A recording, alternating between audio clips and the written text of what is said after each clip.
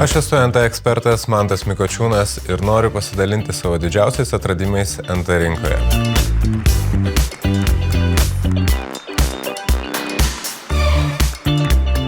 Žmonėms, atėjusiems apžiūrėti nekilnojamą turtą, dažniausiai, aš sakau, reikia pasimatuoti tą būsimą galbūt jų būstą, kuriame jie gyvens, ir reikia duoti jiems laisvės, reikia duoti pajausti. Dėl to labai svarbu yra nekilnojamo turto specialisto darbas iki apžiūros, tai yra kokia elementariai to paties skelbimo pirmoji nuotrauka, kokia laukia kelionė pirkėjo į patį nekilnojamo turto objektą, kur jisai pasistatys automobilį ir po apžiūros, kokie jo yra įspūdžiai, su kokiais kitais objektais jisai lygina šį nekilnojamą turtą ir panašiai.